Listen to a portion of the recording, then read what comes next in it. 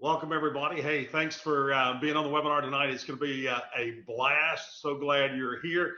We've got about 2 minutes before we actually start. So I want to make sure, just remind you of a couple of quick things. One, make sure you got pad and paper. Make sure you got something to write on and a pen or two. So you're going to be taking a lot of great notes tonight. And make sure you got some water so you can get all the way through the webinar without having to leave and go get anything. I'm Bill Barnett. I'll be doing the webinar tonight. For those of you that don't know me, I've been doing this real estate investing business for, well, since 1992. So 28 years now plus, and absolutely love it. It just gets better. And we are on the precipice of some incredibly great things happening in the real estate market. I know a lot of people freaked out. We're just now coming out of COVID good. Getting into the summer, life is getting a little bit back to normal, but the real estate market is rocketing right now. So we're going to talk a lot tonight about the things that make the real estate market go, what you need to be paying attention to, how you can best benefit and shift your business into the most profitable side of real estate as we go forward. Now, if you're not in investing already, great place to be, great place to start right now, tonight with us. So we're going to be going in just a few minutes. So make sure you got something to drink, a cup of coffee, water, whatever, something to take notes with. And we're going to start the webinar here in, about another half minute or so. I look a lot different now that I've grown some facial hair. I look a lot younger than I did in that video. So you'll leave the lights back. So that's overrated, don't you think? lighting. All right, so you let me know where you want this thing, because I want to get it set one time and be done with it. I think you're in good shape. Right there. Does that work? That does work. That works. All right, cool. So welcome in, everybody, this morning. Thanks for coming out. Everybody that's joining us on Zoom, thank you for coming out. It's time to get radical. So what Jack Palance ends with is you got to figure out the one thing. What's the one thing? Well, for all of us, what's the one thing? Real estate. Yeah, it's real estate. Yeah. Whether it's money through real estate, whether it's buy and hold, whether it's flip. But that's why we're here, is how do we do real estate better, faster, more of it? And so one of the things we're going to talk about today is one of the things you've got to do to get better, faster, and being able to do more is you got to get radical. And what radical is you got to get with it. You got to get into it, dedicated to it, eat up with it. That's the one thing. You got to get committed to it. When I wake up every day, I go get a cup of coffee, and about the first 8-10 minutes of my day, I'm sitting with a cup of coffee and a notepad. And I ask myself this question every day about my business. What can I do to improve my business today? And sometimes I get really crummy answers. And about once or twice a week, I get an answer that I go, wow. That's why you have the pen and paper, so that as your mind starts telling you, here's what you can do today, you jot those things down. And then I look at, okay, now how do I implement that? So what is it that I'm going to do today to make my business better? Am I going to reach out to some more realtors today? Am I going to get on realtor.com? I mean, basically every property that's on the MLS, you're going to be able to access through realtor.com. Can't get your comps there, but you can look at the property. And so can you do some scouring around your county, around your city, literally around the country, to be able to look for properties? Yeah, it's a great, great site. It's the public site of the National Association of Realtors, realtor.com. So it's time to get radical. We've lost, well, what? Certainly 2 months, yes, maybe 3, but we've certainly lost March. Well, we've lost over 3, because sometime in March, everything got weird.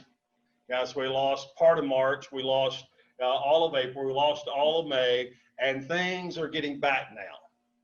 There's a tremendous amount of great opportunity out there right now, because so many people totally, one, for a while were forced to be away from their business.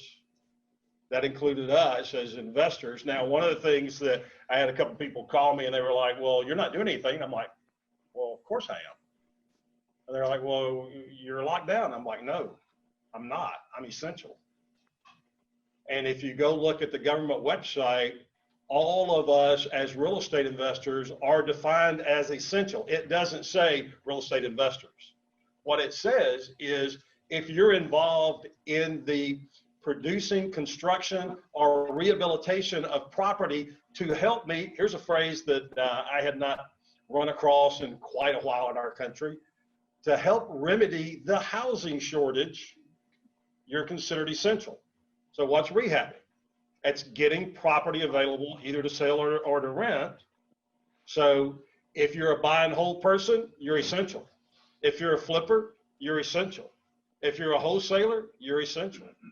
So when I got some calls, I was like, yeah, I haven't slowed down that part of my business at all, because the way the government defines who is essential and who isn't, we're all considered essential. I got multiple rehab projects going on right now. They've been going on through this thing. And that's what you got to do. You just got to keep going and remember who you are, that you are an essential part of our business, our economy. When you look at the economy, the real estate, the single family real estate market is 7 times larger than the entire stock market. If you take every company that's on every exchange in the US, the single family real estate market is about 7 times bigger than that. So does that make it more valuable? Yeah, makes it a lot more valuable. And we all know what's the average time, and it's a little range, what's the average time that a person in America owns their home? 7 years. Yeah, it's actually shorter than 7. 7's been is about 10 years ago. We're now down to in the 4 to 5 range. And so here's what I want you to think about. We hear a lot in the news about new housing starts, and we hear that because it's easy for them to track and it's kind of sexy. It's the new stuff, man. But the new housing market is a tiny fraction of the existing home market. So think about that for a second. So every house that's going to be built this year, as soon as somebody moves into it, what does it become? An existing home. Yeah, it's not a new home anymore. Now it's part of that existing home market. So when you look at the global picture in the US of how many houses we have, the new market is a tiny percentage of that. The existing home market is where the power is. The existing home market is what drives our economy, so much more so than the stock market. And look, I come from an investment banking background. That's my professional training. So I spent 10 years in the financial services industry, managed money for banks, high net worth individuals. I worked at Merrill Lynch when I got started, all of that stuff, did merchant banking for companies, funded a lot of startups, brought companies to the market. I like that stuff, but it is pale by comparison to the real estate market. Now, at some point in today's talk, we'll go about money a little bit, private money, and some ways that you can go access private funds. And that's the greatest advantage that I bring to my real estate business out of the investment banking world, was how to raise private money.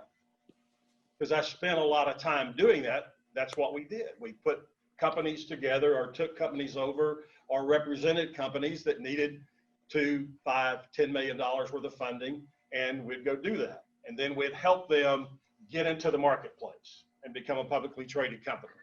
So that experience not only translated easily into the real estate world, but it actually is better in real estate than it was in the securities world.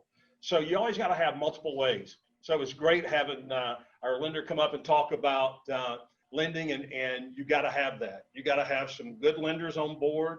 You got to have some private money on board. You got to have some hard money lenders. You got to have multiple ways to be able to access funding so your business is not hampered by a lack of funds. And don't get caught in the process of I'm funding one way. You may have a way that is your favorite, and you may have a way that's easiest for you, but don't get hung up in just one way. Make sure that you get your funding tentacles, if you will, out in the marketplace, so that if something changes in one environment, your business isn't halted. You can still rock and roll. So you got to have some great lenders. You got to have some great hard money lenders. You got to have some great private money contacts. And we'll talk a little bit about all those. So time to get radical for this year. As we do that, we're going to see that real quick, I've been doing this for 28 years. So yes, I am older than dirt. I started when I was 6 months old. And but I do look younger than Jack Palance, and I'm thankful for that. So many of you have known me from my books, Are You Dumb Enough to Be Rich? And we have a new one of those. Let me borrow your copy there. Thanks for those of you that haven't done that yet. Here's what that looks like. That's an Amazon. Jump that, you get the Kindle version. I think it's like $10.99, $9.99, something like that on Kindle. If you're watching today, if you will let Robin know if you'd like a digital copy, if you'd like the Kindle version of the book, let him know. We'll get it to you for simply being with us today. That's our gift to you guys. And so just let Robin know, and we'll make sure that you get a digital copy of that.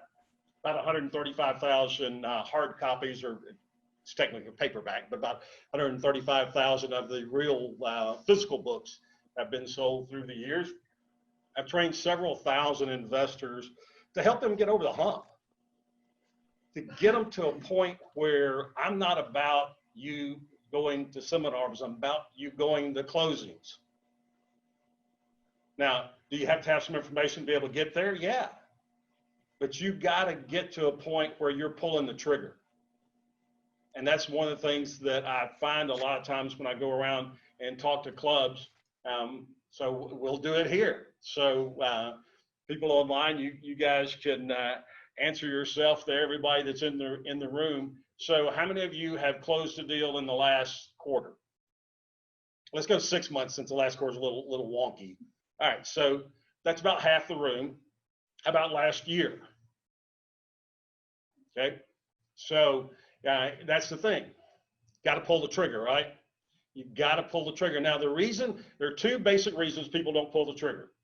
One is they're concerned about funding, and they're like, man, if I get this offer accepted, how am I going to pay for it? So we'll go through that today. They're also a lot of times just fearful.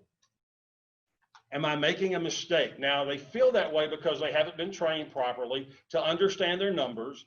And when you know your numbers are right, and you know you can find funding, is there anything that should be stopping you from buying a property?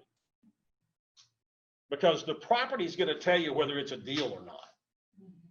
The comps, the rehab, the rental, whatever your exit strategy is for that property, that's going to dictate whether this is a deal or not.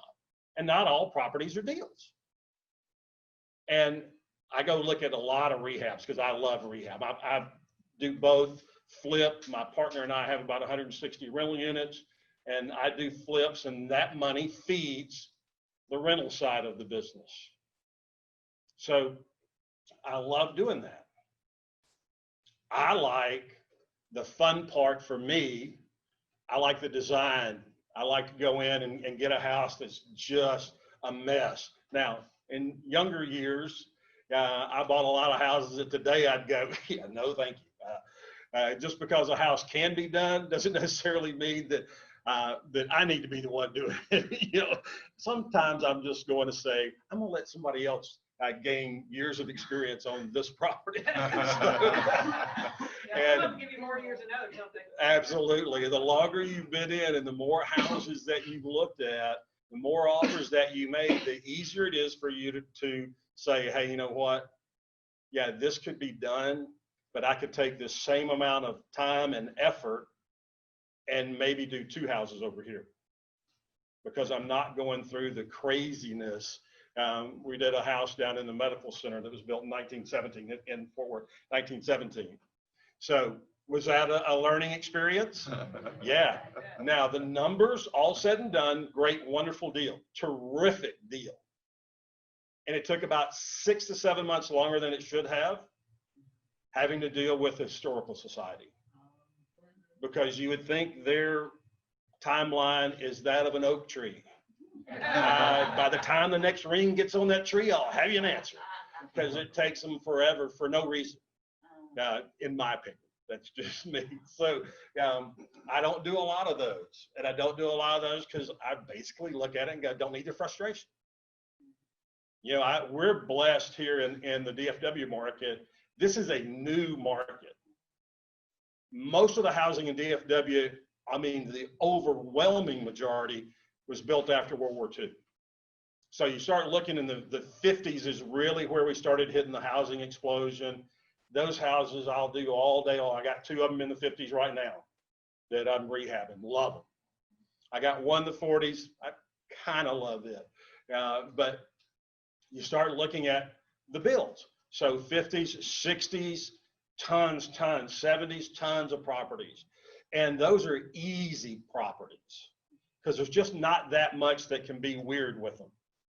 So when you go out and look, if you are, I tell my students this all the time, one of the things that is going to get you matured up in your looking at property very quickly, go look at about 20 to 30 HUD properties. And time you look at 20 to 30 of them, you're going to see about every possible thing that ever come along in the need of a property you're going to have experienced.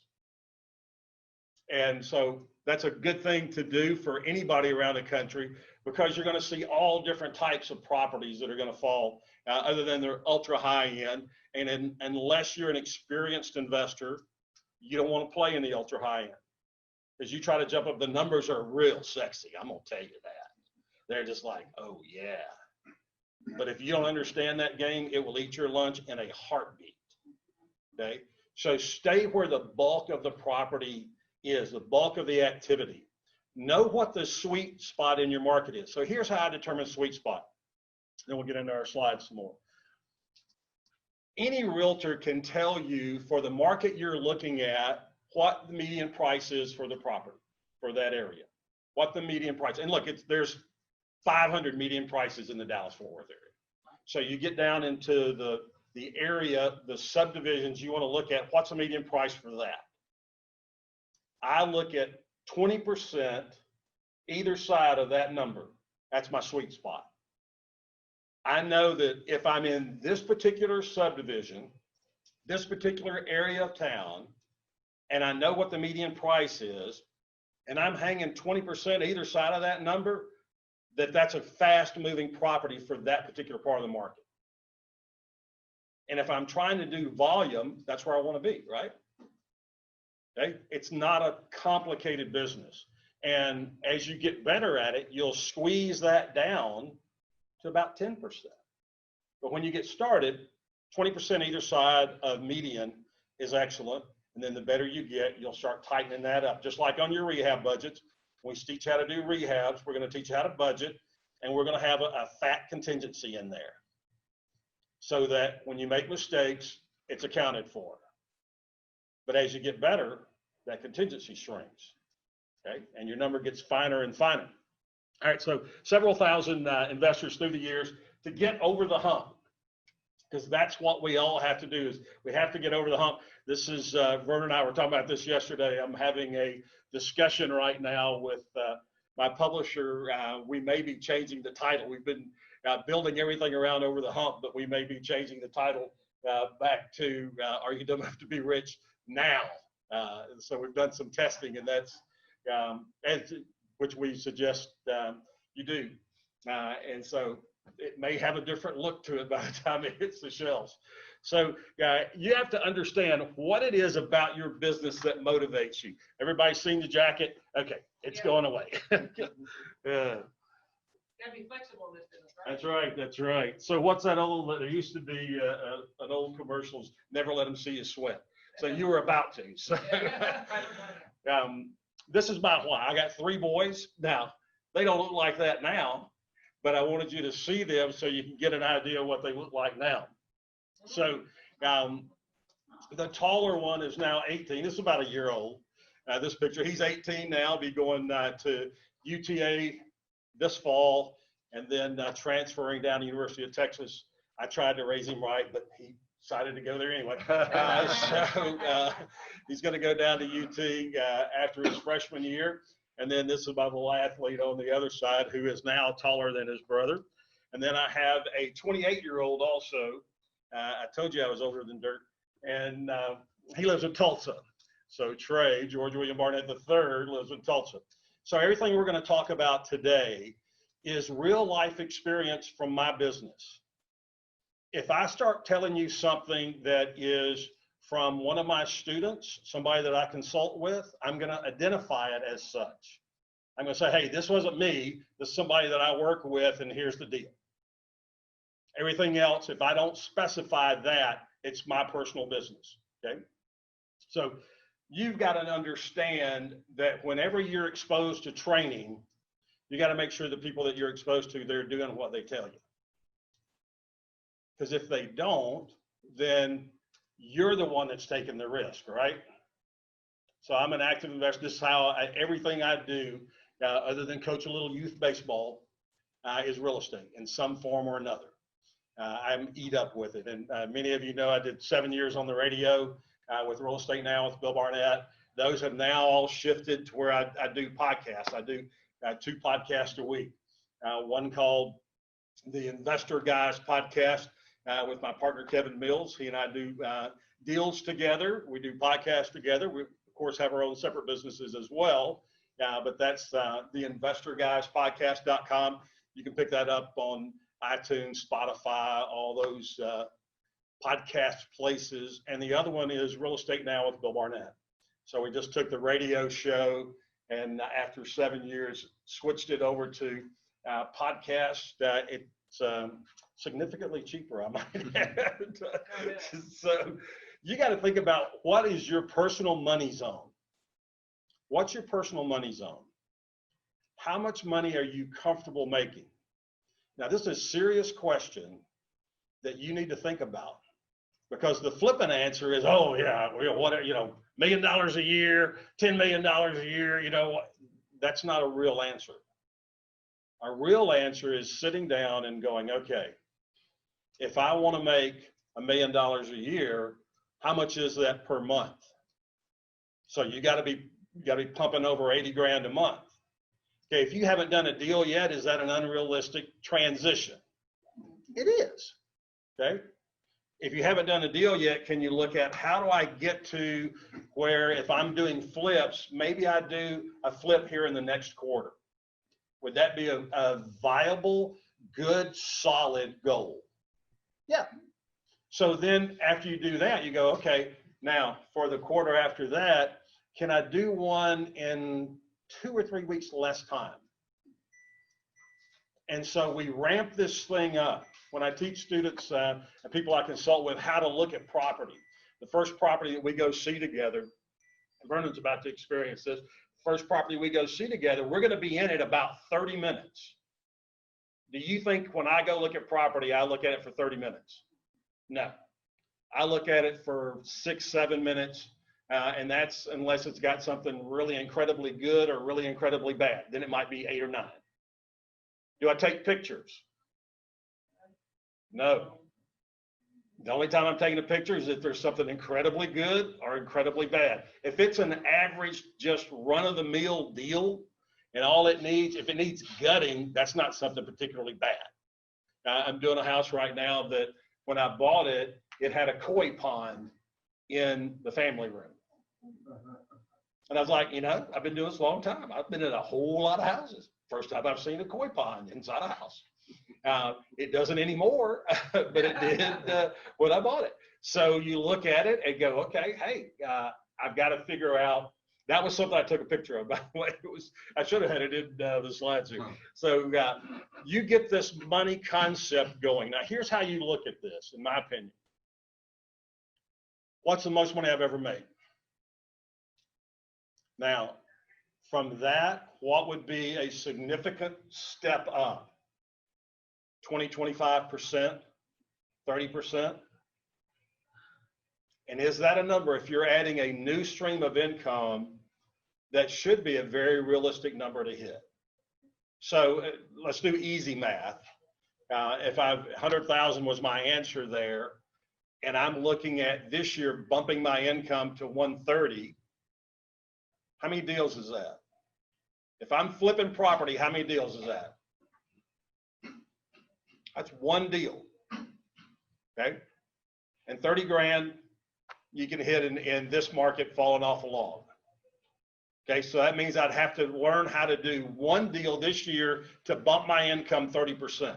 Now, how many people would it make an impact in your life and your family's life if your income went up 30%? Absolutely, right? Kids, grandkids, whatever. Okay, so then once you get past that, because the hardest deal you're ever going to do is which one? The first one. That's what, so thank you so much. I may strap that on my back. We just got a fan brought into the room for those of you online with us. So, and that first day, and you can leave it over there, Rob, or Cindy, I'll need it over here, okay? I don't need it over here. I was just yakking.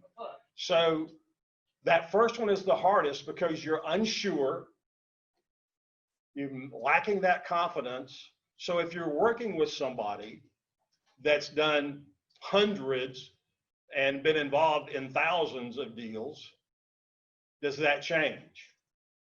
Because you're not using your experience, you're using who? You're using their experience, right? And if I'm working with you, whoever, if Robin and Cindy working, whatever, and they go, hey, this is a good deal, should you listen? And I've done this multiple times with consulting students where I've said, you ought to buy this. And they're like, well, I don't know. And I'm like, okay, so here's the deal. If you don't, I am. So I'm just saying, if I buy it, I don't want you mad at me because I'm telling you this is a good deal.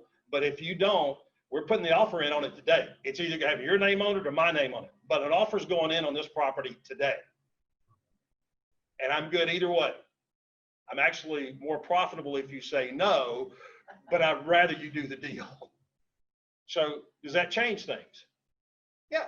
Then you look at it and go, okay, if I've got somebody holding me by the hand that is at a different level in the business than I am, and this is where I want to go, does that make a difference?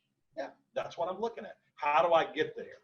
I love Tony Robbins, and Zig Ziglar was my second father for like 7 years.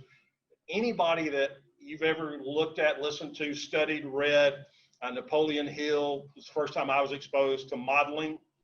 That's how Tony refers to it. But all modeling is somebody that is doing what I want to do, and they are doing it at a different level.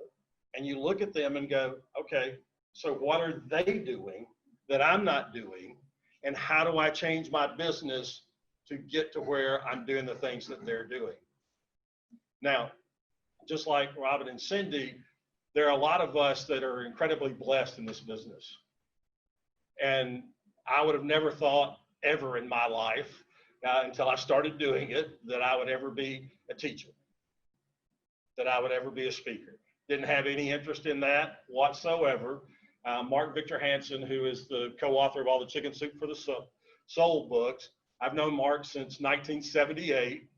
I met him so if you ever hear Mark speak, you'll hear him talk about, he filed bankruptcy in '77. He was in the geodesic dome building business, and it was based on rubber plastic combos. And when the oil embargo hit, that business disappeared overnight.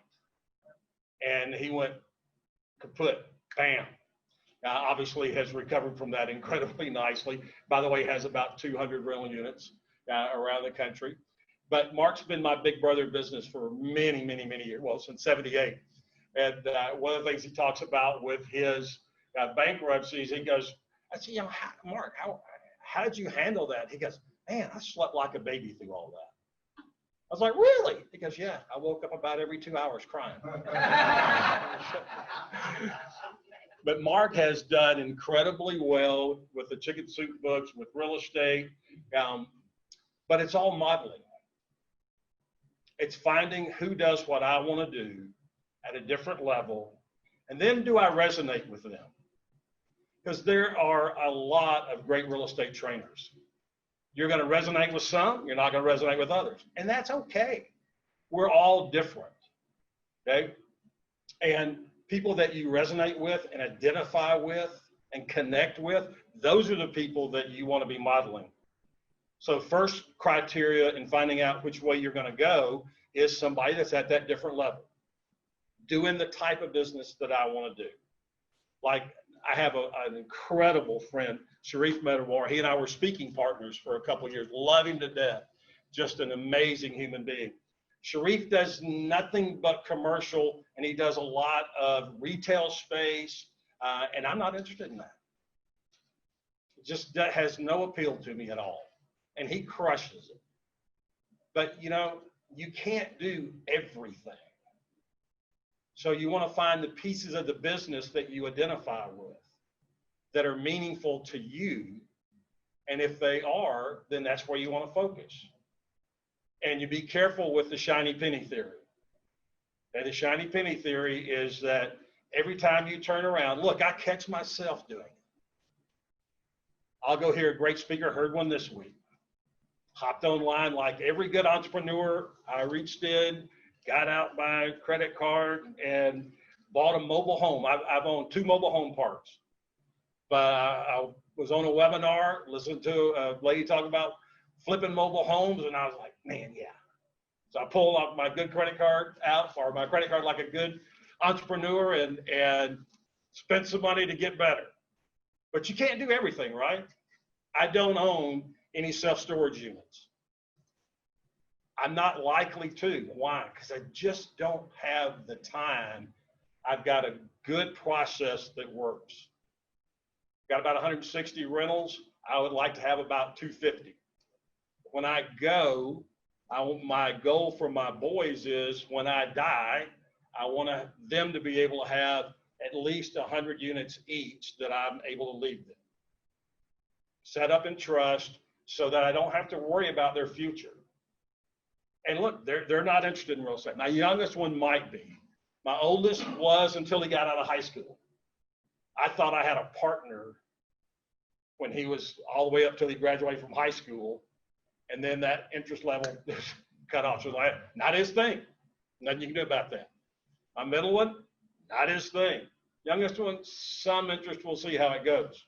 Okay. But could they still have ownership, not management, and have the financial benefit coming from that? Okay. So it's a great way to take care of kids, grandkids, future generations. So pick a number out. I'd like for them to have 5. One of the mentors that I've had in my life, a guy named Russ Whitney. I used to do some work with Russ years ago. I used to speak for him. And he's like, hey, here's the thing. Get 1 property a year, just 1. If you get 1 a year, after 10 years, you got 10 properties. And by the time you retire, those will start being paid off. And suddenly you got a really nice monthly cash flow coming in. Now, we ramped that up. I took that and poured gasoline all over it. So, but the process was spot on.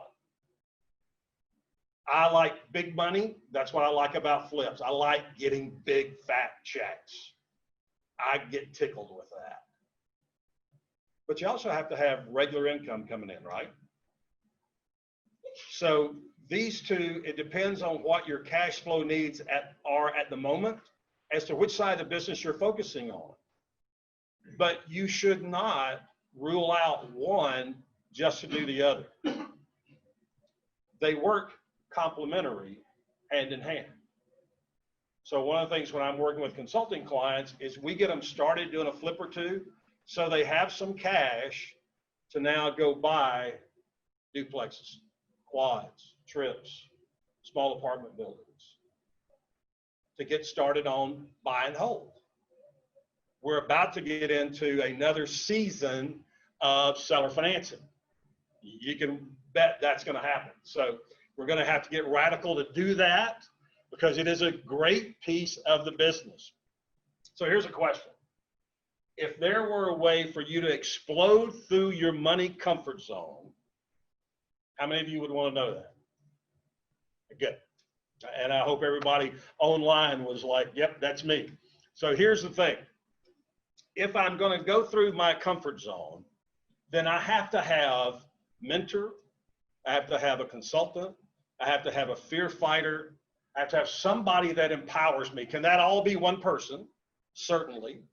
Okay. But I have to have somebody that is blazing the path for me, and they've already been down there. One of my other mentors said, don't be the trailblazer, because what I've noticed about trailblazers through the years is they end up face down in the dirt with arrows in their back. We want to be the guy behind the trailblazer, right? Let them go discover all that stuff. Dr. Al Lowry is a dear friend of mine. Al just turned 93 back in April. Still out there, just an amazing man. I think he still has the original toupee, but that's another thing. So, Who won't tell me said that? but Al was one of those guys. Al was one of the trailblazers. Robert Allen, who is I'm incredibly close with. Bob wrote the foreword for the last 2 editions of Dumb Enough. Talked to him last week. We still stay in touch. And I was spent about 8 years working with Bob on a daily basis. One of those guys, trailblazer guys. You guys, probably a lot of you will remember the name Carlton Sheets. Carlton Sheets, here's something you probably don't know about Carlton. Carlton worked for Bob. And so he left Bob and basically copied Bob's system, the no money down. And so there you might be expecting there to be a legal battle, and there was. So he worked for Bob, and then he worked for Bob again. After he had his own company, he worked for Bob for several years. After that, paying off the lawsuit settlement. Trailblazers, though, right? As a sidebar comment. Trailblazers. I don't need to be the trailblazer.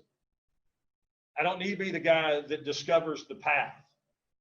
I want to be the guy that looks at, hey, this person's been down the path already.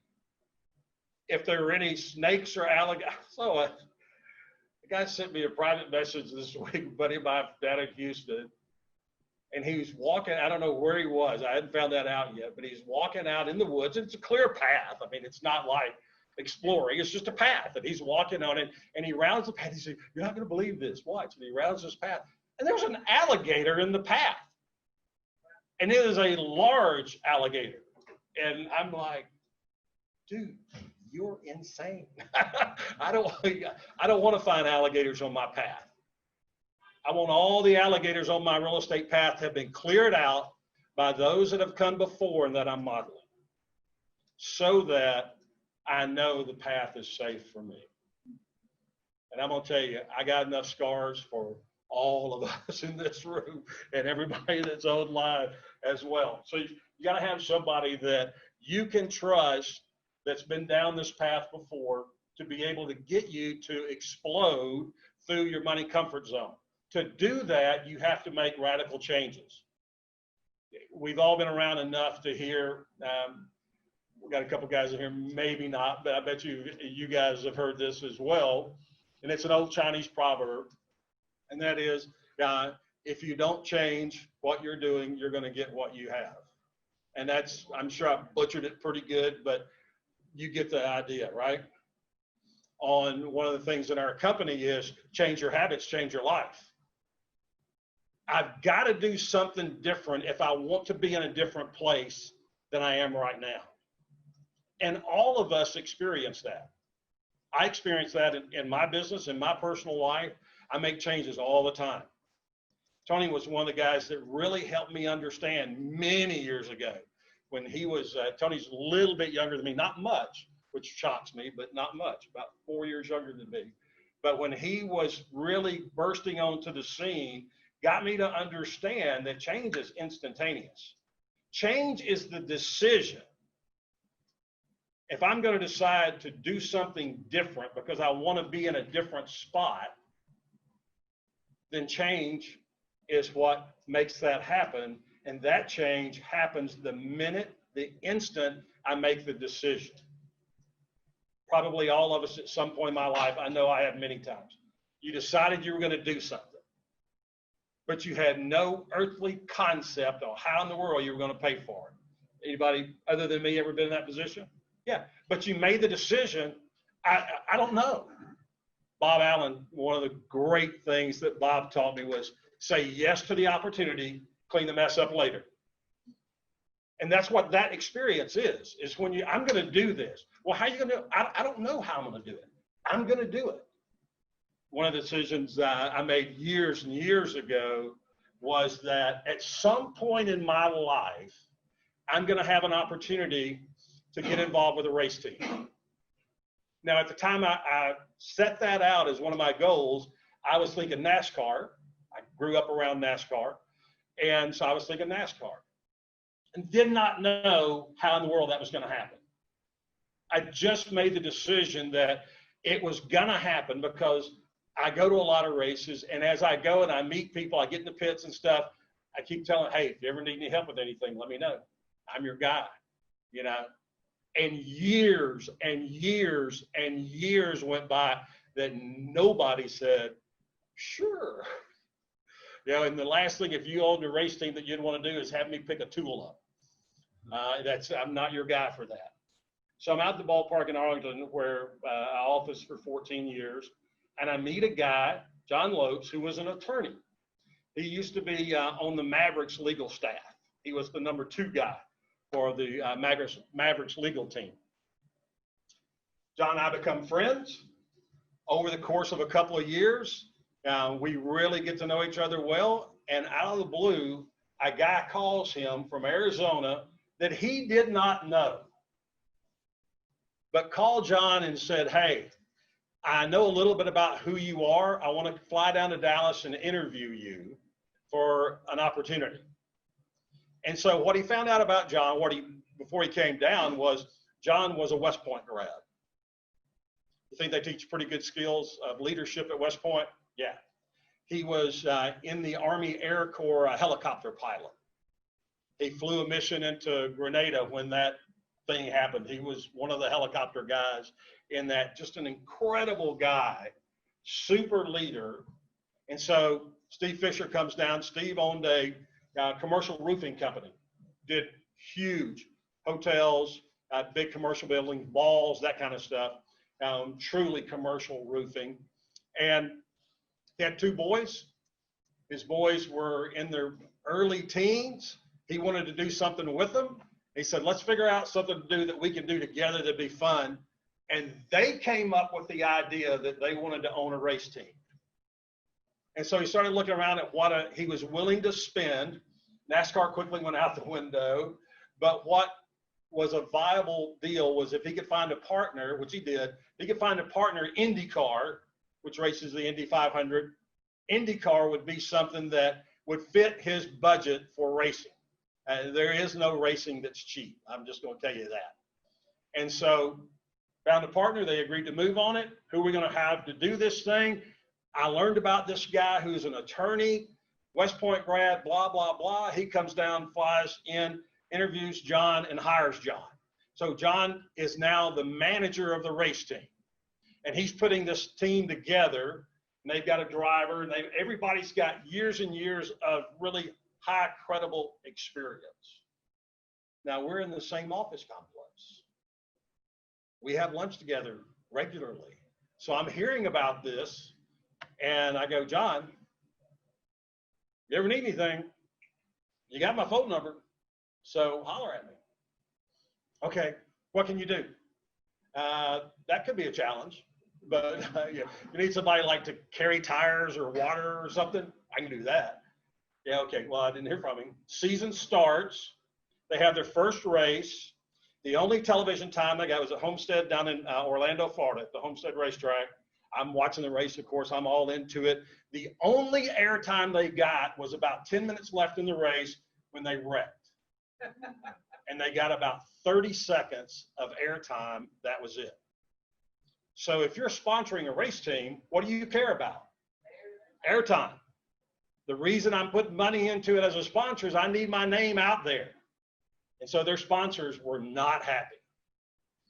So about 3-4 days after that race, and A lot of times IndyCar will space races out every 2-3 weeks. They don't do them back to back to back to back back to back like NASCAR. So the next race wasn't going to be for 2 weeks. 3 or 4 days go by. John calls me and he goes, I need some help. Maybe you can do this. Can you do PR?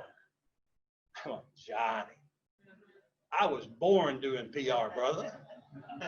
Now, I can do more PR than you can possibly imagine. He goes, great. Got one problem. What? You can't afford me. What? I'm like, I'm telling you, my time's incredibly valuable. I don't think you can afford me. And he was crestfallen. Oh, man. I thought I had this figured out. I said, well, wait a minute. I didn't say you couldn't have me. I said you couldn't afford me. Let's figure out a way that this works for both of us. Because I'm thinking on a completely different path than he's thinking. And I said, here's how I could do this. I'm a part of the crew. I'm a part of the pit crew. He goes, well, what can you do? I'm like, nothing.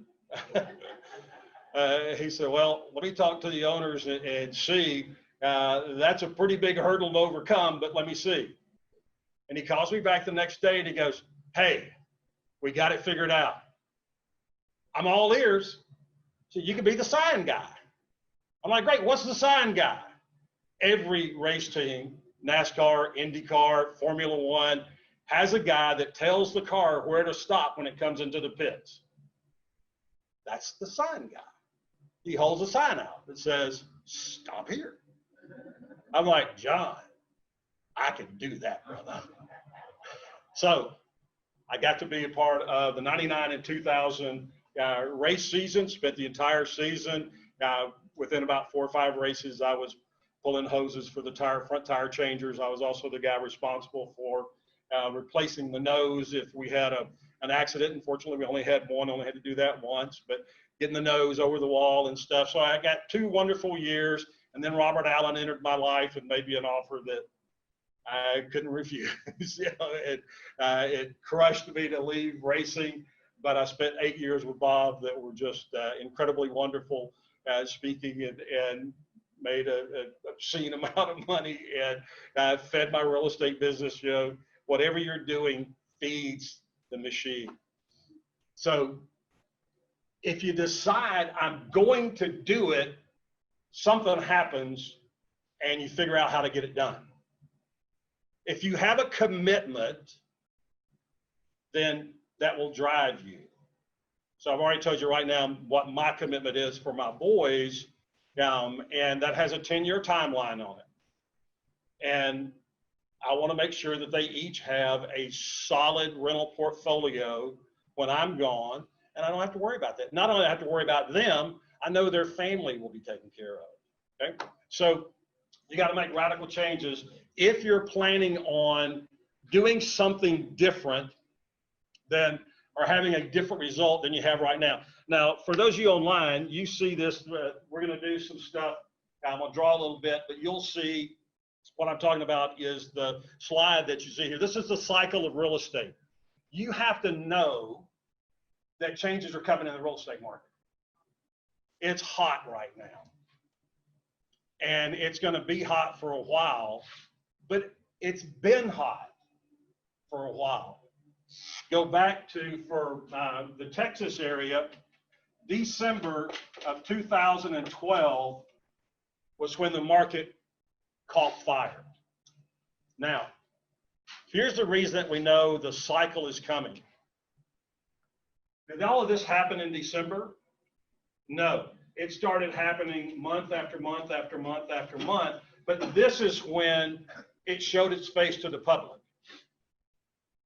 There was about a year and a half prior to that, that if you know what to look at in the market, you started going, hey, market's changing. This is a battleship, the real estate industry. It's not an IndyCar that you can spin around on a dime. It's a battleship. If you ever knew anybody in the Navy that served on an aircraft carrier or destroyer, they don't just make a turn. They have to make a giant loop that's very time consuming. That's real estate. in the single family market. So one of the things I always do on the radio show and that I do on the podcast is I regularly talk about the underpinnings of the market. There's a few key underpinnings that I keep track of to see what's happening with the market.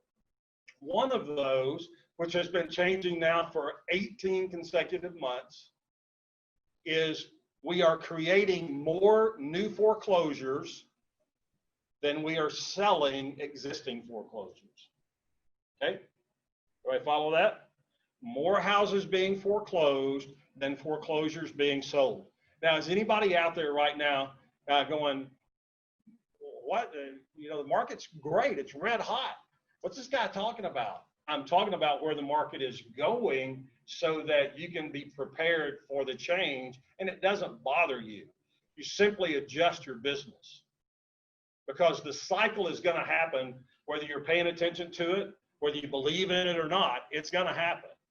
And as it happens, if we understand how to react to it and we understand the signs that it is happening right now, it doesn't bother you. Were there, think back to 07, 08, did you get a little freaked out when it looked like the market collapsed?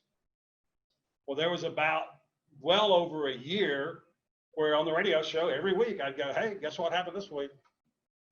We had more new foreclosures than we sold existing foreclosures. What does that mean? That means the foreclosure inventory is growing. What does that mean? The market's cooling. And at the time, until the market turns publicly, people go, man, I don't get it. My neighbor just sold these houses, blah, blah, blah, that kind of stuff. If you're looking at the underpinnings, and this is a key one, another one is days on market. Days on market. Days on market. And as it starts to lengthen, that's telling you the market's slowing. Like right now, days on market in the Metroplex up to about 37, 38 days, depending on what section of town you're looking at, and whether you look this morning or last week. But 37, 38 days, well, 6 months ago, that was an unheard of number. We're like, well, it must really be in bad shape if it's been on the market that long. Well, back prior to 2012, when I looked at foreclosures, I didn't look at anything that hadn't been on the market 120 days. That was one of my filters. I was like, yeah, I don't want to see it if it's not nasty enough that it hadn't been on at least 120 days. And it's hard to find a property today that's been on the market that long. And trust me, if you do, it's nasty. It's bad nasty. Okay? So I've got to understand these underpinning things. So foreclosures, days on market, how many properties, how many listings actually close. So you'll see that spread. There's always more listings that enter into a contract than there are closings. That's always the case, no matter how the market's doing, because certain people, their financing falls out for whatever reason. So you'll always have more contracts entered into than actually close. But when you have a hot market, those numbers are pretty close. As the market cools, it starts to do this. And that gap between number of properties that have entered into a contract and the number that close grows. And that's another one of those signs that, hey, the market's cooling. We're getting into, so we see up here on our slide, top of the market. We've been at the top of the market since the end of 2012. And now it's starting to flatten. So prices aren't jumping up. They're staying steady. They're flattening out. And with Corona, we've heard so much about flattening. We got to flatten the curve out. Well, right now it's happening in the real estate market. The pricing curve is flattening out. What happens after that? It drops off. Okay?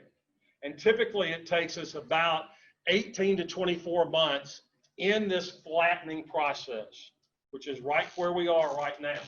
So typically you're looking at 18 to 24 months of pricing curve flattening.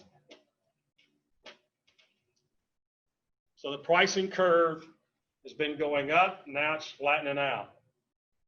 Then it's going to fall off. And as it falls off, you're going to have another 18 to 24 months that prices start just dropping. Again, if I understand that that's coming, does it freak me out? No, because I can change my business. If I'm going through this period of flattening and I enter into the period of pricing dropping, what am I wanting to do a whole lot more of? Buying and buy and hold. Yeah. Now, can I do seller financing? Oh, yeah, all day long. So flips kind of take a back seat during that part of the market because money tightens up. And we're seeing this in the mortgage market already, that for the retail side of the industry, the money's still there, but the credit criteria is tightening up. That's another one of those signs, okay? So how many houses have been refied? How many new mortgages have opened up? And all I'm looking at for those numbers is what's the trend? So over the last few months, what's the trend? Well, over the last few months, the trend has been a lot less new mortgages, and the refi market is slowing down a little bit. Because look, there's only so many times you can go out and refi your house, right? And we had a really good first quarter in the refi market. Strong first quarter. And has it dropped off? Sure. Now that's external, but it's dropped off, but it started slowing anyway. So I'm looking at those underpinnings. So we get into the pricing starting to drop, and it simply changes my strategy where I'm focused more on buy and hold. I can still do selling, but I want to do selling and seller financing. If I'm doing seller financing and buying hold, I'm making the most amount of profit I can for that part of the market, for where the market is right now at that time. And we're getting there. We're not there yet, but we're getting there, and we're getting there fairly quickly.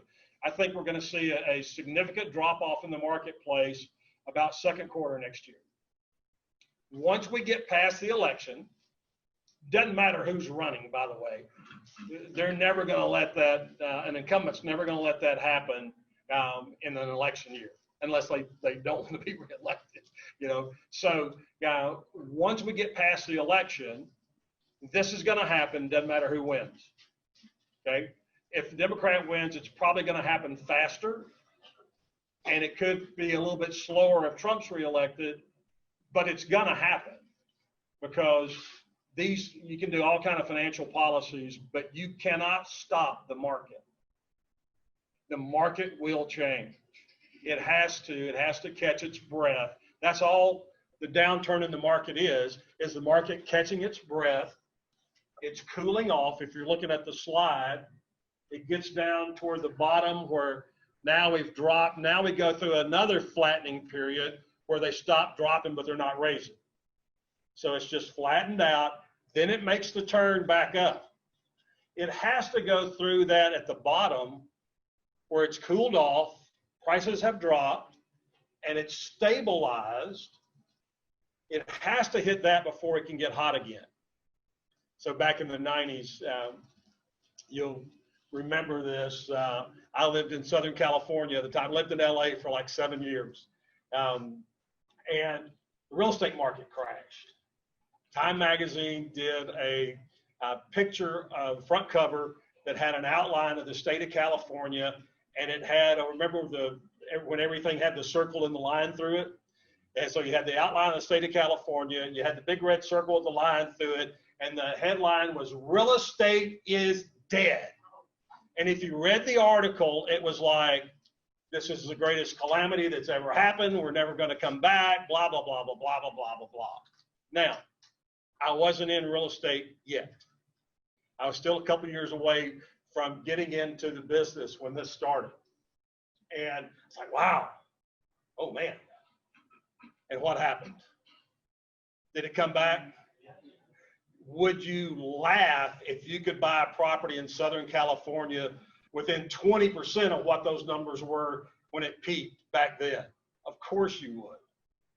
Because the numbers are just crazy stupid how expensive it is, okay?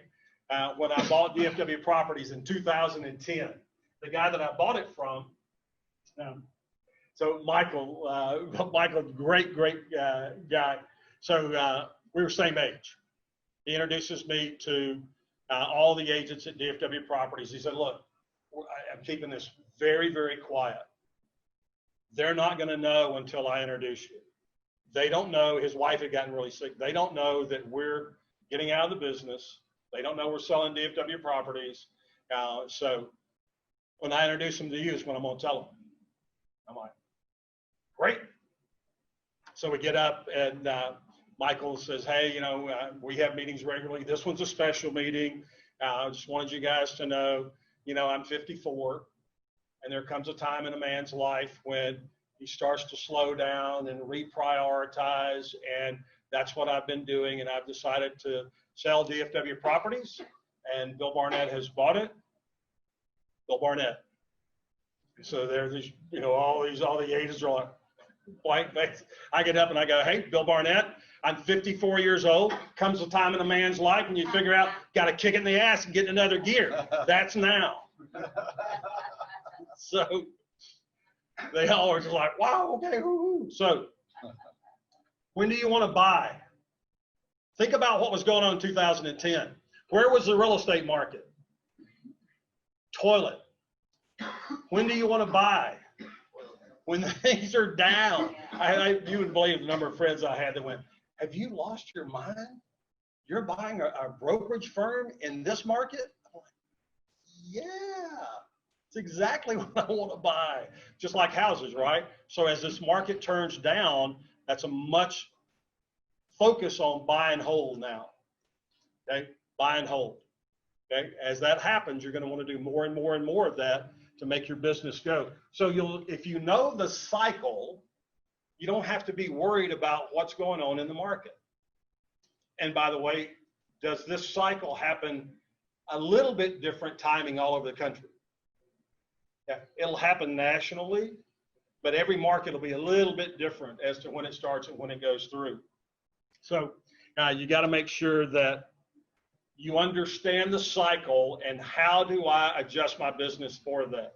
All right, so get ready to write this down, everybody online. Make sure you got a pad and paper, because what I'm about to give you is by far, without question, no exception, the single most profitable investing strategy that you're ever going to learn, whether it's me or anybody else. Make sure you're ready for this.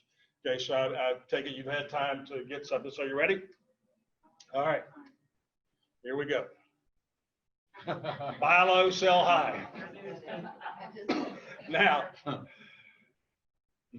you'd be shocked how many real estate investors don't follow this. You'd be surprised.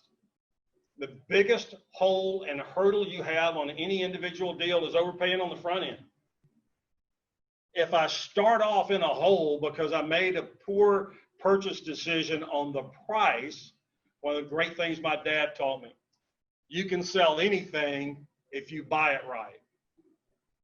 You can sell anything if you buy it right. I grew up in the shoe business. My dad our family had a chain of shoe stores in Alabama, and we used to go by other stores that were going out of business. And when he started, I was in high school, he started taking me with him when we'd do these buying, and you need to learn this. And so we'd go in and there would be a shoe store that had been running a going out of business sale, typically for about a month. So you can imagine their inventory was picked over pretty good, right? So these were what's referred to in the business as rack stores. So meaning that their whole inventory was on display all the time. They had metal racks and that's what we were. And so we'd go in and look at this, and my dad would go, I'll take everything you got. I'll give you a nickel a pair. If he was really impressed, he'd say, I'll give you a dime a pair. And I'm sitting there going, Dad, this is junk. It's not worth a nickel. What are we going to do with it? We would never put this in our store.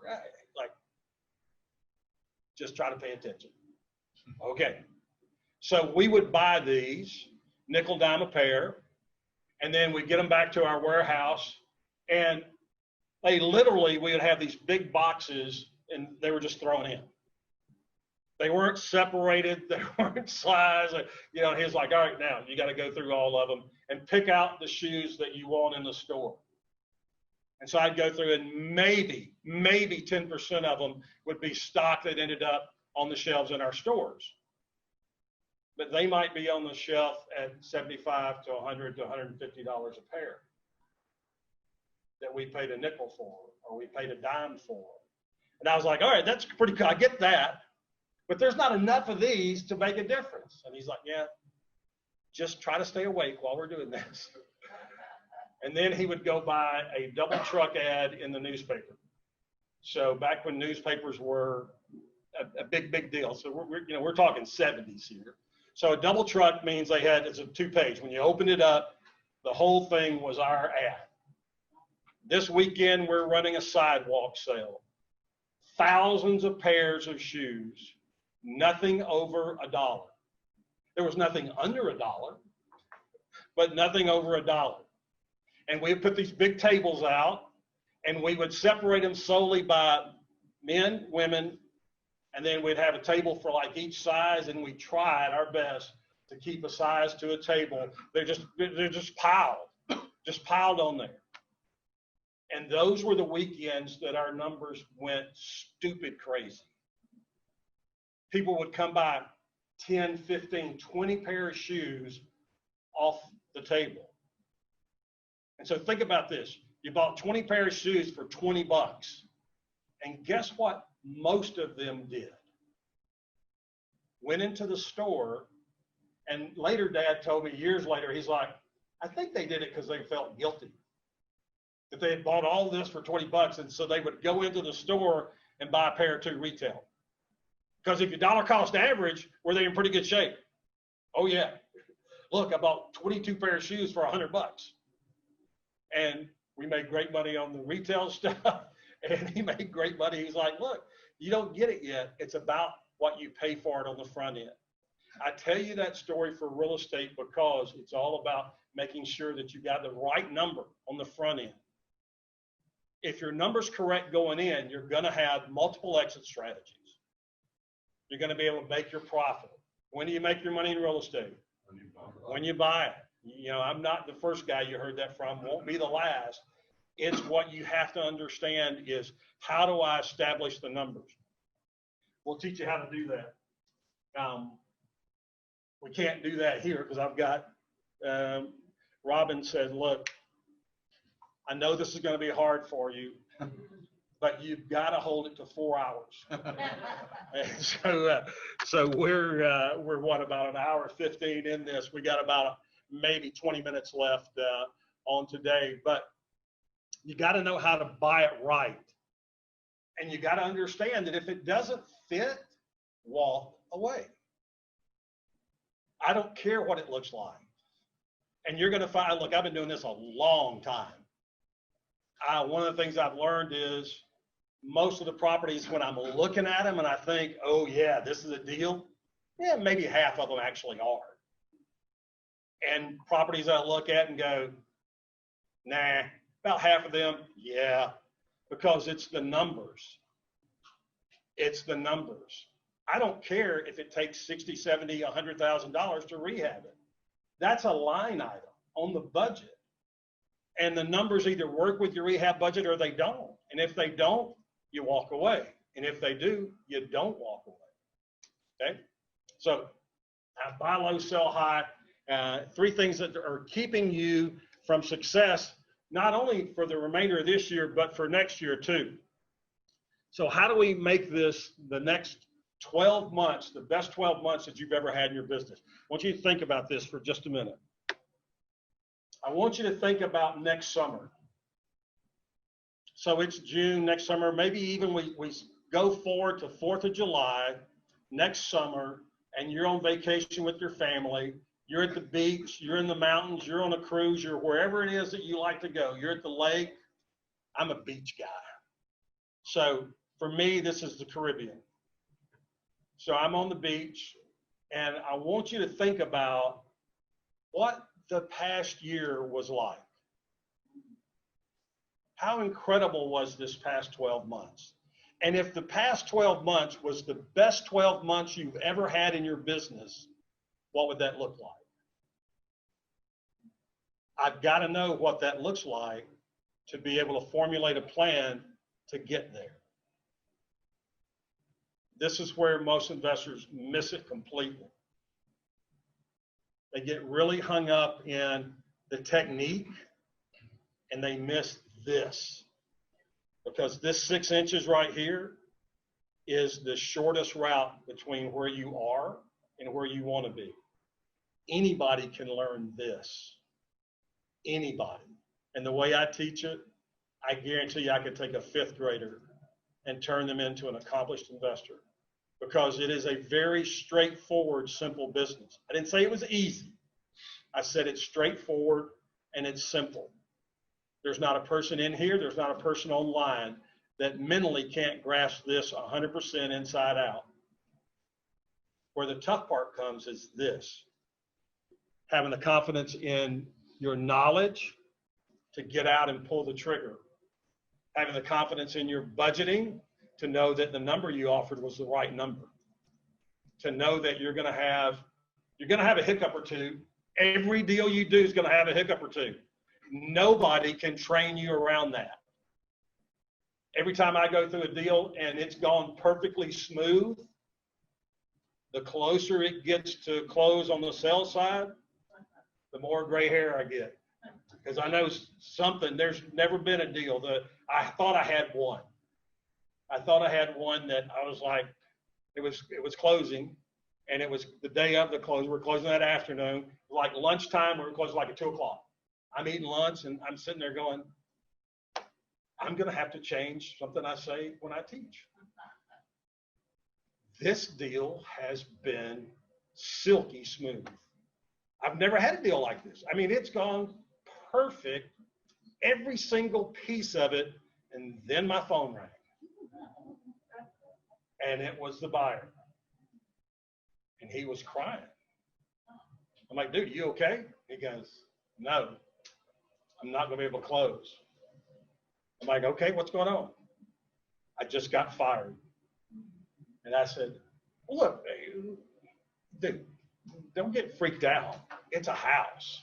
You'll get another job. There'll be another house. I'm trying to build him up. And he goes, no, I hadn't told my wife yet.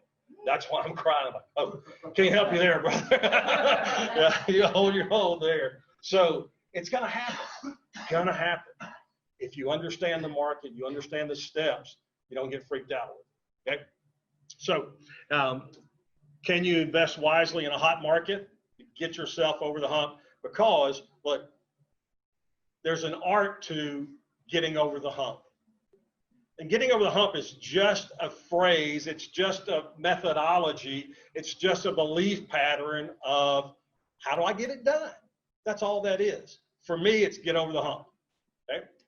So that's we cover that in the book, top to bottom, and teach you. And I'm not here trying to sell books, but you're going to get a free copy. So make sure Robin's got your information. So you get how to make it in a seller's market and how to make it into a buyer's market, because we're about to get into a buyer's market. You know, a year may seem like a long time right now. It's not. It's going to fly by. And we're going to end up getting into a new buyer's market, and you need to be prepared for it and not stop doing your business and not worry about waiting to when you think the bottom of the market has hit. Because can you predict that? No, you can't. Okay. And if you try, it's going to cost you thousands and thousands of dollars. All right. So into a buyer's market. I'm going to skip this agreement here, although it is very funny, and I love being funny, but I'm going to skip that. So if pro and con are opposites, then progress is the opposite of Congress. Just a sidebar note there. All right. Can you continue to afford to miss deals in a great market? You can't. And look, here's the thing that experienced investors, I guarantee you these two understand this. I understand it. We'll get you to where you understand it. It's always a great market. It's always a great market. If I understand the adjustments in my business and I shift from when the market is hot and happening like it is right now, and when it starts to turn down, and that's just a tweak and a shift in my business, is it still a great business? And I'm going to tell you something. I'm not looking forward to a downturn in the market, but I'm not bothered by it at all either. But I make more money in a downturn than I do in a hot market.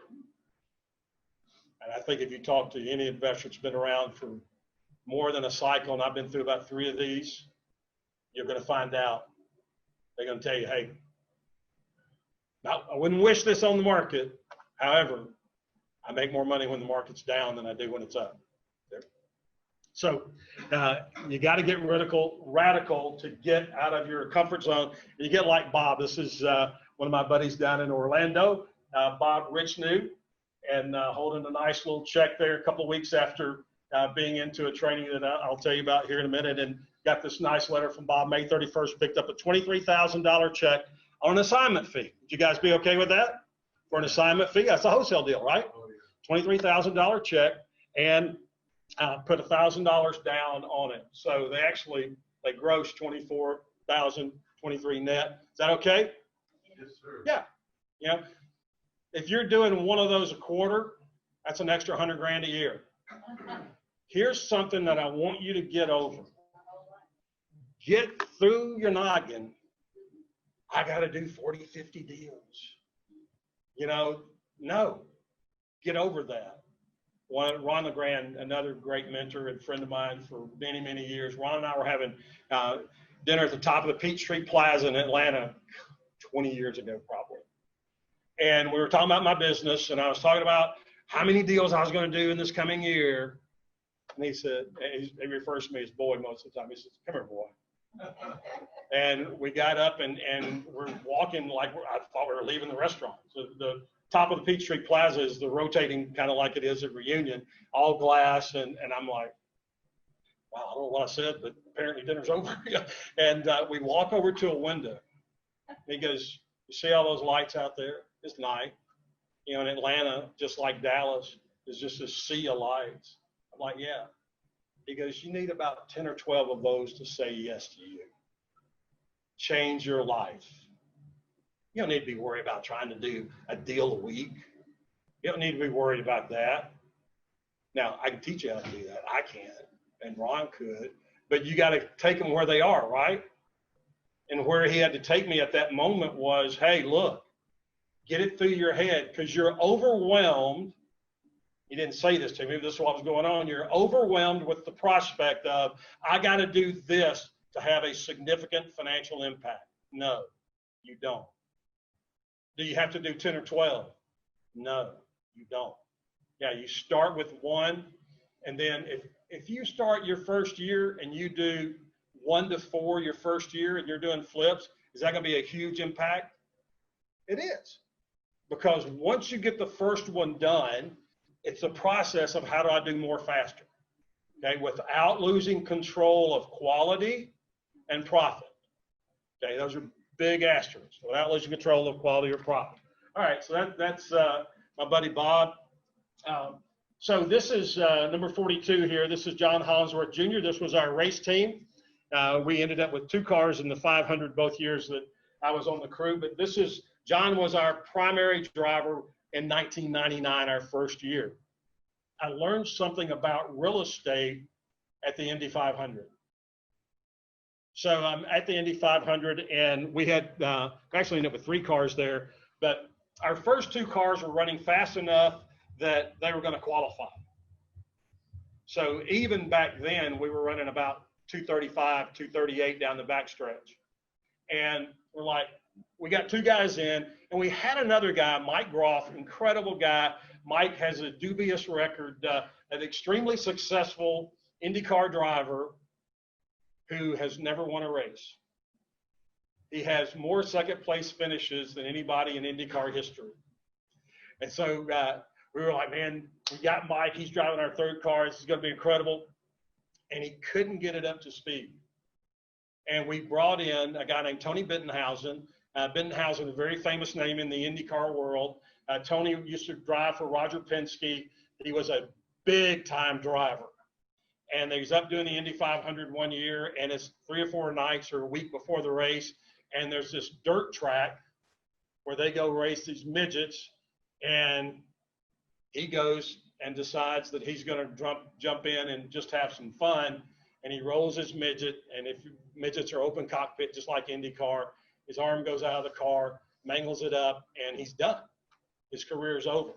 And so he became a consultant. And we brought Tony in to help Mike, to coach Mike, to consult Mike on how do you get this thing up to qualifying speed. So every time, so we're there the entire month. They do it 2 weeks now, but back then it was the month of May, and we literally were there the entire month. And so we'd do a practice session. Couldn't get it speed up. It was always something wrong with the car. Benhausen, who smoked, which around ethanol is an interesting thing to do, always had a cigarette in his mouth, and it always had action like that. And he'd be leaning over the driver, and the ashes would be falling. And we'd be behind him, just dying, howling. It's like, oh my gosh, we're all going to burn up right here any second now. Yeah. And so he kept telling the guys, you do this, do that. And he finally told Mike, get out of the car. Just get out of the car. And he called John over, and he said, John, get in this car and take it out, because there's nothing wrong with this car, and I know it. And John goes out and he hits 240 like that. And he comes back in and he tells Mike, look, you got to figure it out. Everybody has a speedometer. Every driver has an internal speedometer. This is you and I as real estate investors. Every real estate investor has an internal money clock. For the IndyCar driver, it's no matter what they're in, they can't break what their mental interior internal speed limit is. And Mike's was about 230.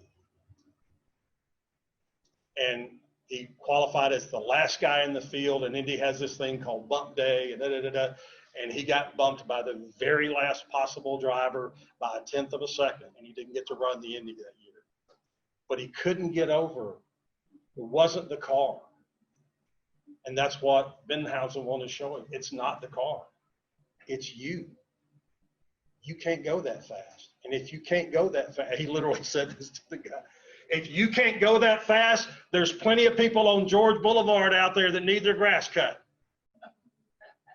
We're just going, holy cow. True statement though, right? Okay. You got to get over it. And that was the last of Mike's career. John had a different speed limit. Okay. Started 12th, finished 12th. He was the highest qualifying and highest finishing rookie that year. What I learned about real estate there was money equals speed. Because in racing, it's easy to see. If I've got more money to work with, I got better engineers. I can buy a better setup on the car. I can get a little bit more track time for my driver. That's easy to interpret money equals speed in racing, but money equals speed in real estate as well. And how you do that is I can either go out and learn all this stuff on my own, or I can say, hey, I'm going to work with somebody that can show me how to do it and provide the speed. So I'm going to spend the money, and you are. You're going to spend it one way or the other. You're going to spend it with someone, or you're going to spend it with mistakes. That's your choice. But you're going to spend it if you stay in the game. Okay? So money equals speed. Now, here's a deal that I did out here in Keller. $40,000 on a very easy, quick flip.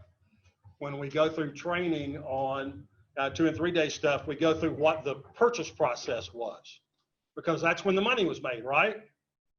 Could have been a gazillion different buyers when I sold it, but buying it correctly is what put 40 grand on a not very expensive property. So we've gone through the cycle of real estate and what you need to understand about the market so that you're not freaked out as the market changes.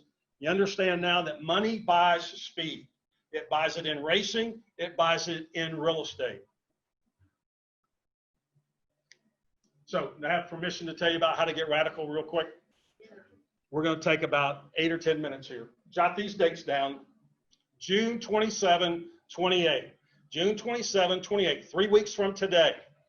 I'm going to do a 2-day training on getting radical and how you do that. Vernon's actually been through this and survived. So you should, I'm telling you, you'll make it through.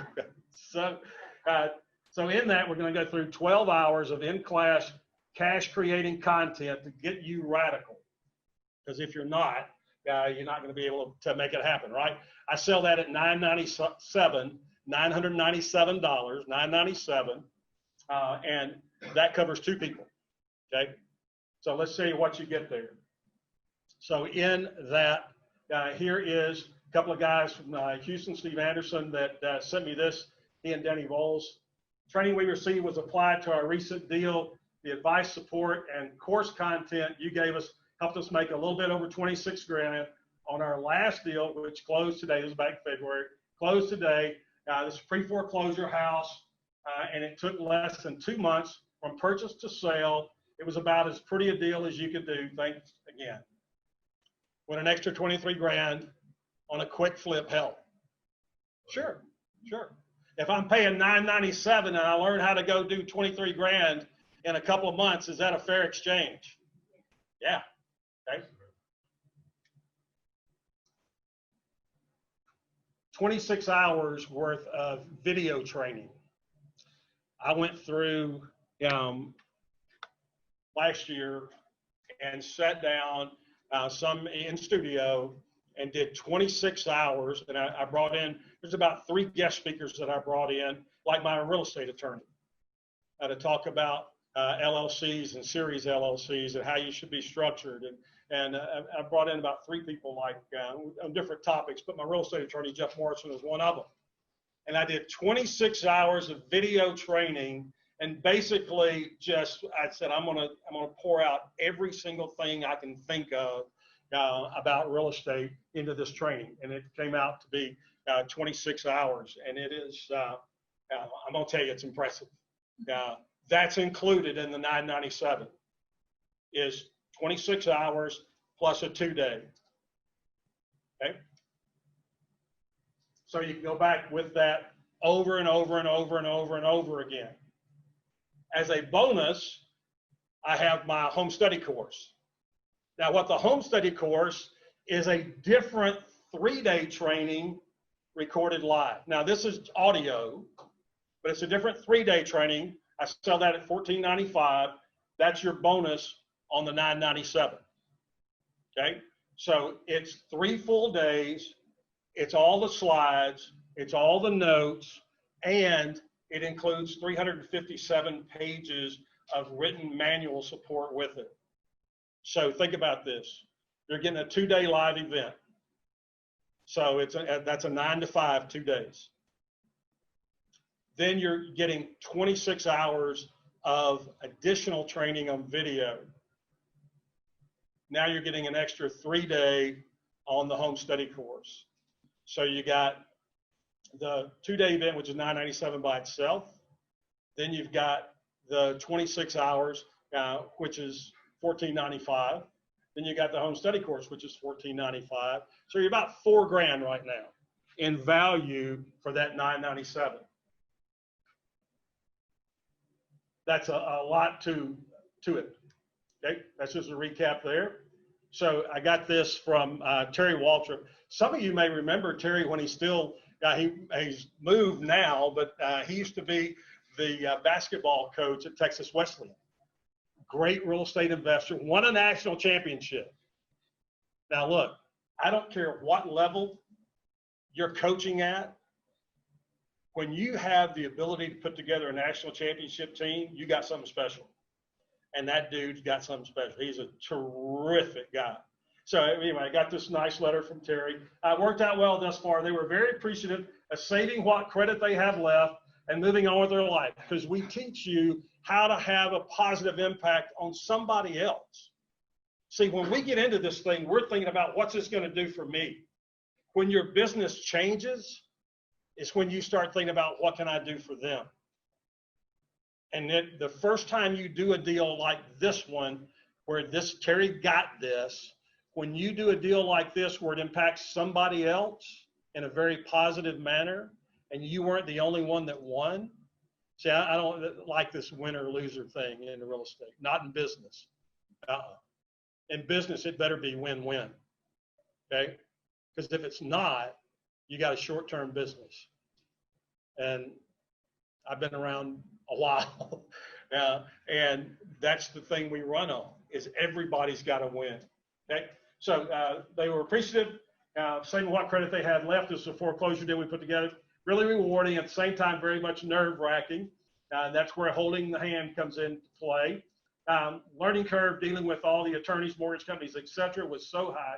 I learned so much. Here's your program as a playbook. There's a coach, right? Used it as a playbook as it was designed. I'm either going to wholesale the deal or possibly use it as a lease purchase option. But either way, I've got great options in the deal. Currently negotiating with 2 other pre-foreclosures now. So you look at, what is my service providing? When you're out looking at a deal, your exit strategy is, what's my service providing? I'm either going to flip this property and I'm going to make it a great deal for somebody else by making a house that is a terrible house right now into probably the nicest house in the neighborhood. And that's what I teach, is how to make it a nice. I'm not the guy that does the bare minimum to get by. That's not me. If that's who you are, probably not for you, okay? I'm going to teach you how to make it a show place and stay in budget, keep your profit spread, and you can do that. It's just knowledge. That's all it is. And that comes from experience, okay? So here's everything that you get when you decide that you're going to get radical with real estate. So we've got the $24.92. That's without the home study course bonus. The home study course, $14.95. So your $4,000 is the value of the entire package at $997. So you get 2 days live training, then you get 3 days on video and another 3 days on audio.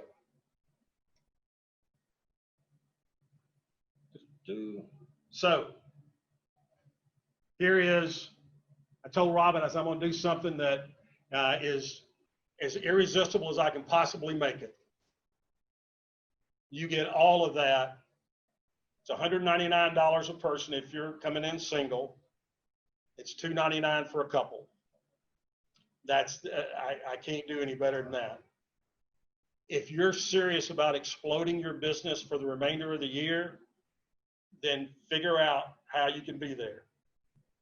The numbers should not be oppressive.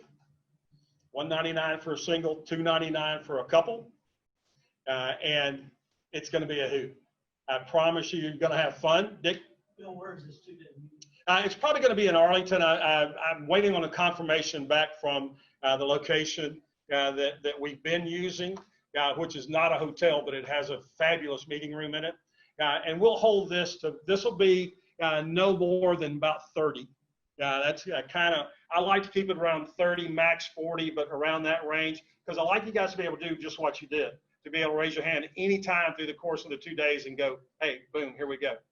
Okay, I got a question. All right, so $199 for a single, $299 for a couple. See Cindy and Robin, they'll get you squared away on that. Got any questions at all, shoot them over to Robin. You can shoot them to me, but come through Robin if you would, and just we'll get you squared away. Okay, questions from anybody here? Or Cindy, if anybody pops up on the chat with a question, let me know. Okay. And my absolute all-time favorite real estate statement, period. Is that the best you can do? And yes, it is, but thank you for asking. Because I'm going to teach you that, right? I was, Ron LeGrand taught me that many, many, many years ago. And you hear things when you are studying with people that they click with you the minute you hear it. That one, like my dad telling me, once it finally clicked with, okay, I can, if you buy it right, you can sell anything. Once that finally clicked, I got it. And that's what's going to happen. That's what I see with investors all the time. You get to a point where the light bulb comes on, it clicks, you understand it, you got it. That's what we're going to get you to. Thanks for being here, everybody. Thanks for coming out. Wow, it's getting crazy around here. So where do you go to get this incredible package? Go to secretstocash.com. secretstocash.com. Now, we've already got some questions coming in on chat and stuff. If you've got a question for me, jump over to Facebook, private message me. Just if I'm not part of your Facebook, if we're not on friends on Facebook, all you got to do is search in Facebook for Bill Barnett and then private message your questions. I like to answer those personally, so I'll get right back to you, get you whatever it is that you've got answered, get that squared away for you so that you can move forward with the incredible radical real estate movement. Get a part of that. Secretstocash.com. That's where you're going to go to place your order. Secretstocash.com. The entire package, $199 for one person, $299 for two people. Now, I know a lot of you are not in the Texas market or you're not in the DFW market. So you're like, well, Bill, how big a deal is the 2-day event for me? Well, I'm going to tell you it's a big deal, but here's what you're going to get. You're going to get a certificate just like this, a radical real estate certificate for the 2-day live event. This is a 2-year certificate. The certificate is dated the date that your purchase goes through. So you're going to have 2 years to be able to come do the event with us live. Not only we do it here, and we do this every other month. Not only do we do it in the Dallas-Fort Worth market, we also do it in Orlando and we do it in Las Vegas. So we do it around the country. It's every other month. So we'll have plenty of opportunity over the next 2 years for you to get to us and for us to be close enough to you so that it's not a big inconvenience. And so you're going to get this 2-year certificate to be able to claim your live event. Now, here's the other thing that's going on with it.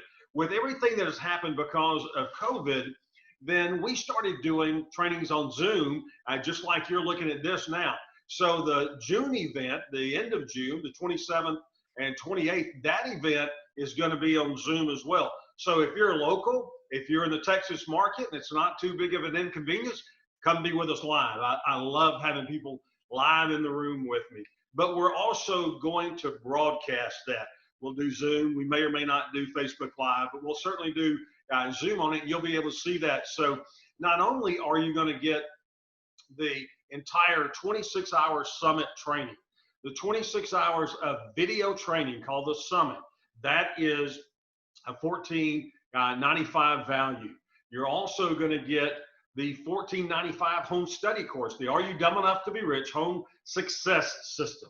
$14.95, that's $3,000 right there. Then the 2-day sells for $997. So you have $4,000 worth of value. I want this to be just something, there's no possible way, if you're serious about real estate investing, for you to walk away from this without saying, it's time to get radical. I'm doing something radical by offering this to you. Now, $199 per person, $299 for a couple. So you'll get your 2-year certificate. Jump over to secretstocash.com, secretstocash.com. You'll see an order form that looks just like this. And on that order form, it'll recap everything that you're getting. And we'll start sending this out in the next 48 hours after your purchase is complete. So go to secretstocash.com, say, Bill, I'm doing one person, $199. I'm doing a couple, whether it's you and your spouse, whether it's you and your business partner. I'm doing 2 people at $299. And get squared away and start receiving this material and start going over it. There's going to be a couple of surprise bonuses that I'm going to tell you with the first allotment of your delivery so that you can work your way through this and get your business built. Thanks so much for being a part of us tonight. And again, if you've got any questions at all, private message me on Facebook. Just go to Bill Barnett and send that over. I like to answer those personally. I'll get those to you. Make sure that you get it. We're only going to have this offer is not going to stay up forever. Guys, it's not going to stay up a whole lot longer. So make sure that you get signed up. Get back in the game. If you're in the game already and struggling at all, time to kick it up to the next gear. This will get you there. I know how to get you over the hump, and getting radical is how we're going to do that. So make sure that you join us. Thanks so much for being on tonight. Again, got any questions, please private message me, and we'll talk to you soon. Thank you.